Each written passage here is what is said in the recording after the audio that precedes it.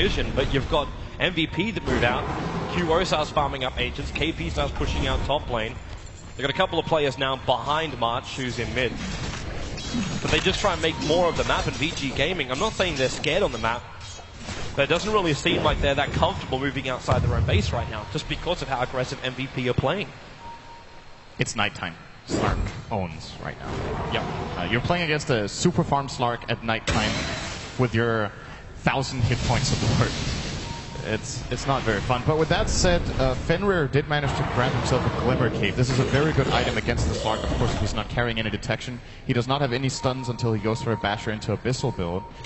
And in that last fight as well, when I saw the charge in and QO pouncing into the cogs, I was like, okay, there's going to be a really good freezing field. Fenrir didn't have it skilled. He has it now, and he used it toward the end of the fight. Got the level up from the first kill.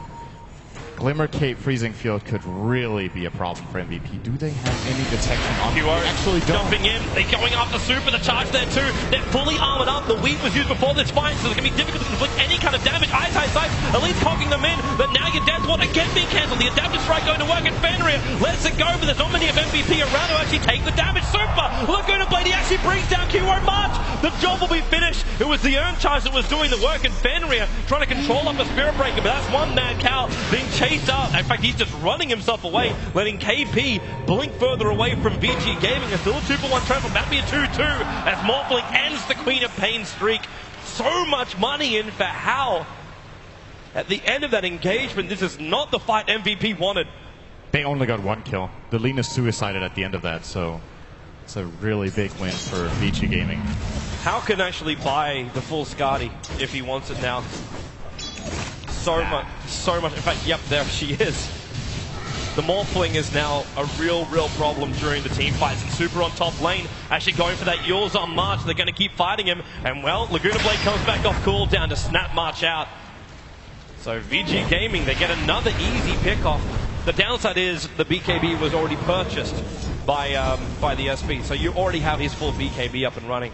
So you don't take too much money away, but you're still finding more and more kills. They need to be so careful now, MVP. They were in a great position with their start. Everything was looking very good.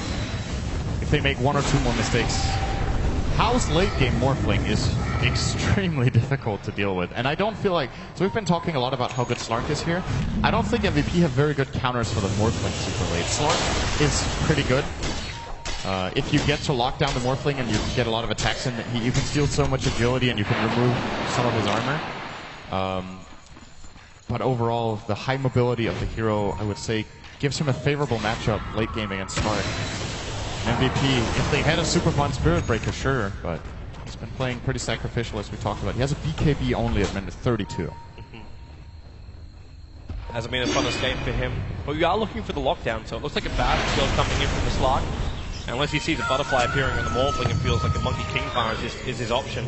But for now, the top lane, Hal's fine here. He's still got himself a, well then again, maybe he should be fine. The SB coming in for the Nether Strike, and Hal, he had a replicate, needs more time, and then he jumps out.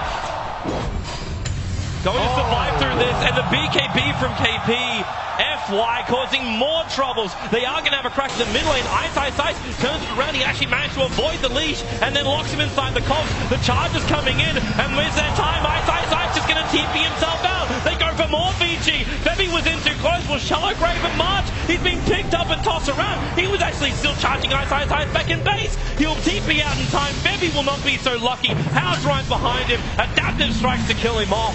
And VG Gaming, now 2 consecutive fights heavily going their way.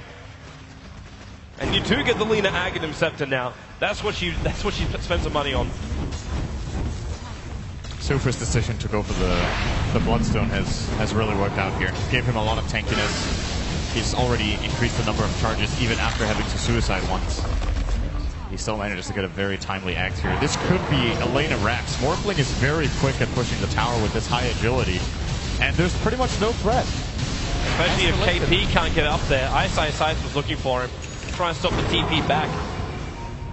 Spirit Breaker playing around with Fenrir as well. But Al just keeps going to work. They're going to back out now. Slark's up in a moment. This is one of those scary situations where, you know, the game is pretty even on experience and gold, and you feel like MVP definitely have the damage output they need to kill off key heroes, but If they make one mistake, they could almost lose the game just from that. They could lose 2 lanes of racks. I'm assuming the Morphling of Hal will go for maybe either a Butterfly or a Mantis style next, and regardless of which item he chooses, he pushes so much faster than what you just saw. Can easily take a lane and a half in a minute. Charge coming in from MVP. Gonna actually go straight through Ice, turns on the BKB, runs past the entire of VG Gaming. Ice being isolated, the Orc is still on him. There's no extra damage until he comes on back. The Slark finds the kill. Fenrir dropping quickly as well. Laguna Blake Hero has to leave himself away. He's in the side of the tree, out of vision, but KP comes in, killing up across the main, and QO back in 1 second as March charges. He's got 9 life, and he charges in for this one. FY might get the screen, but can't stop it. Super Orc it up. His physical damage is more than enough right now. Sending Q up in the air. They need a stun or something to stop Super, and the paralyzing cast can do it. Bouncing back and forward. Here comes March again. The cast will now stop, but is there more damage? How? He is just too strong. 3.5k life. They cannot repel him, and this will be Nuts dying in the tree line. KP's also on the run. The Lina is chasing him down. Super needs more movement speed, and in the tree line, Light Strike Rate just off target. They can't get the team wipe. VG will still lose 3, but MVP lose 4. They stopped VG Gaming for going for Roshan, but MVP, that Spirit Breaker again. Through all of VG Gaming is still hanging around on under 50 life. Not just playing incredibly well. Like, he's 3-12 and 10. I feel like he's played a great game.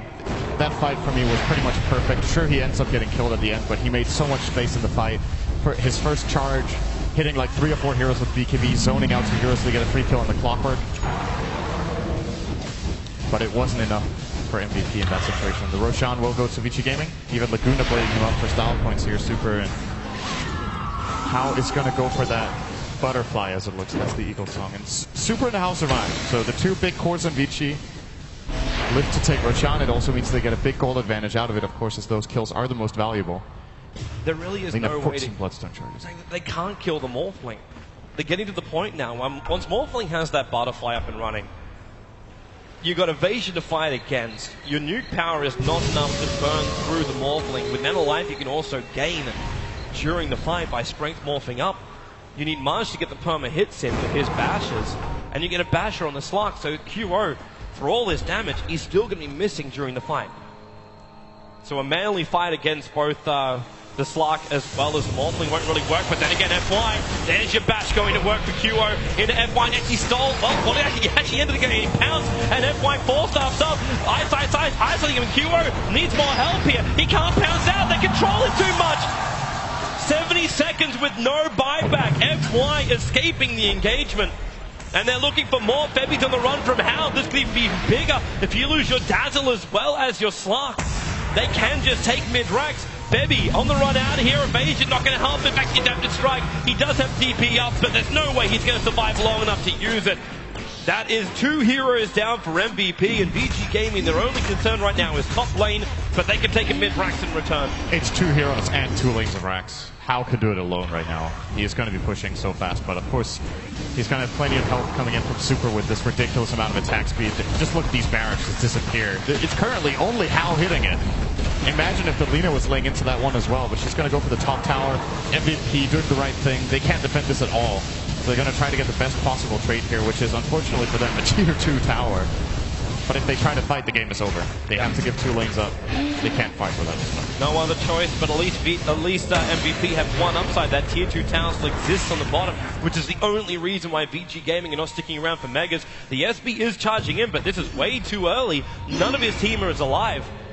So March gets to his own secret shop. But the charge is not completed, obviously.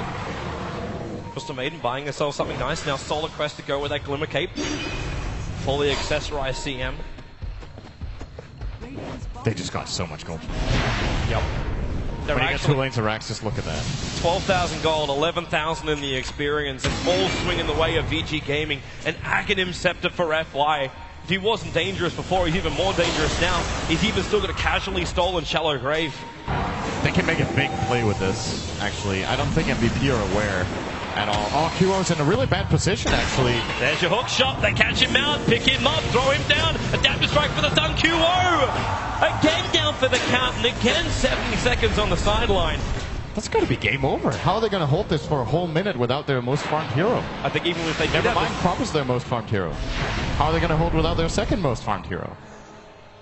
Even if they had the Slark, I don't think it's going to make that much of a difference. VG Gaming is so strong that they can't keep him out. You have a Witch Doctor ulti. The only beautiful way that MVP would do this is if Spirit Breaker causes such chaos, the paralyzing past person so much, and Witch Doctor gets a full duration, uninterrupted, Aghanim Scepter ulti. It's still only level 2 though. But that's like the only way that VG Gaming would be repelled. They wouldn't even win the fight with that. It's just going to push them back and probably have an even trade. Well, they've got to go for it. March is currently pushing. He's going to charge now. He's not going to be there in a pretty good time. They have fortification by a little bit more time, and that weave is going to be pretty much at full max.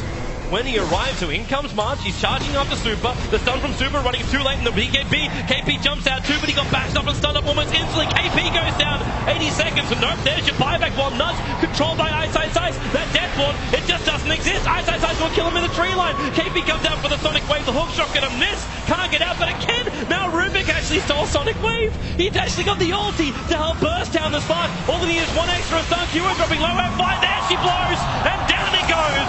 Triple kill for Al and GG. VG Gaming will take game 1 here against the Korean team MVP. And what a good start. It looked good for MVP. And then VG Gaming, the Morphling came online.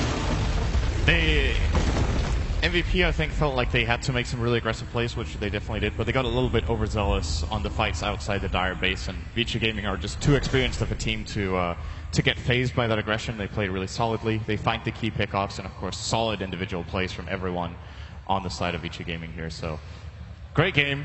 Very action-packed, as we expect out of MVP, and VG Gaming probably the favorites going in, showing why.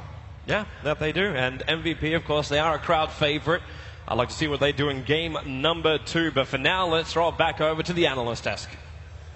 Thank you, Toby. Yeah, game 1 done. And VG Gaming winning that one. And I think the panel might be discussing picks. Because, Seb, you love that Morphling pick in that game.